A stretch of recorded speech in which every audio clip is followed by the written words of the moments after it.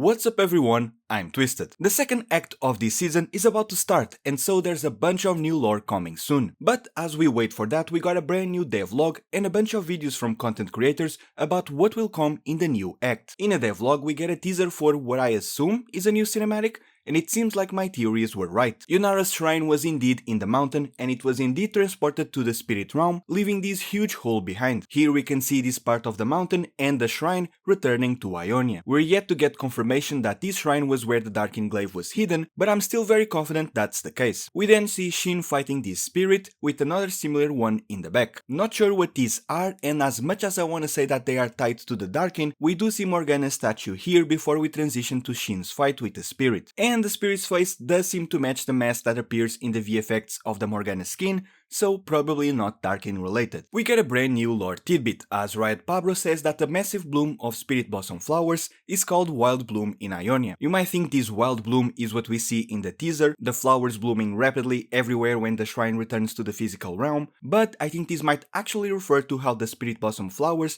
are blooming outside of Ionia. We saw that with Shen's tree, which grew in Demacia, and with this teaser on the client of a flower in the Freljord. I'm interested to see how this ties with the idea of magic rising all over the world, and with Yunara, since she has some kind of connection to the flowers. Also tied to the Wyldbloom is the brand new ARAM map. The bridge from the cinematic was most likely a teaser for it. I'll make a video about the map later, but here we can already spot some interesting details, like a statue of the Keeper of Masks from LOR. We also see what is likely the shrine from the teaser, and we can spot the horned mask and the board game pieces we saw in the new Summoner's Rift. The former is either an upcoming skin, or maybe Yunara's patron, aka the Darkin Glaive, and the latter will likely be seen in at least one of the two new meta games. Speaking of which, we can expect a side-scrolling beat-em-up featuring Shen and Yunara, called Battle of Koeshin. This is likely related to this scene right here of them fighting spirits. And if you remember, Koeshin is where Kennen and Shen went to in the last comic we got. It's the location of this mountain and thus the shrine. I have no idea how the client will be able to run an action game,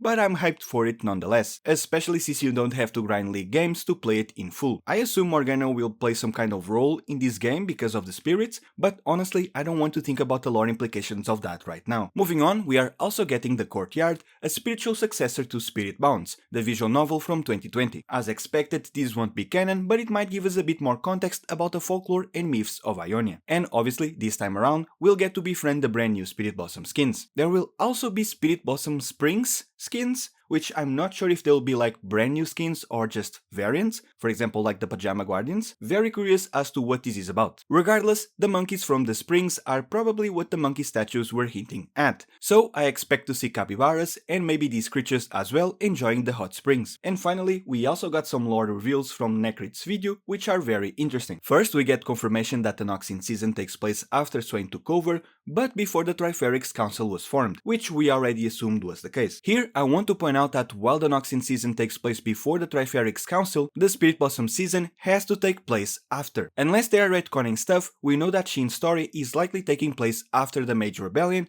and according to Katarina's comic, that event happened 7 years after Swain took over. The Principles of Strength story also takes place 7 years after Swain took over, and the council is already well established there, so Shen's story is taking place after the council was formed. Necrit also reveals that the guy Katarina killed in the cinematic was who LeBlanc wanted to use as a host for the Darkin weapon, the host she mentioned in the last Noxin cinematic. Previously I speculated this could have been Rel, teasing her escaping the Rose and a potential new Noxin show, but alas, that's not the case. And apparently, Vladimir was the one who set the assassination up. You might remember that the bio of Katarina's skin was a letter sent to her, giving her the details about her target and his location. Previously I was confident that this had come from Swain, but now we know that it was Vladimir who set all of this up. I think this also aligns better with the timeline when it comes to Katarina's relationship with Swain. And why did Vlad do this? Well, because Vladimir is not a big fan of using a Darkin weapon. He once served the Darkin against his will, after all. I think all of this makes sense, especially taking into consideration Vladimir's hesitation to use the weapon in the first cinematic, and the way he speaks to LeBlanc about the host in the last cinematic. Now, I do hope these details are revealed a bit more officially, even if it's just in a dev post and not in actual lore. For example, it would make sense to include information like this in in a post with the TLDR of the story so far. And so these were all the lore related news we got. Before the new act arrives later this month, we still have Yunara's comic, which comes out this week, so look forward to my video on that. Make sure to comment down below if I missed anything, and if you enjoyed this video consider subscribing. It's free and you can always change your mind later. I'm Twisted and I'll see you guys in the next video.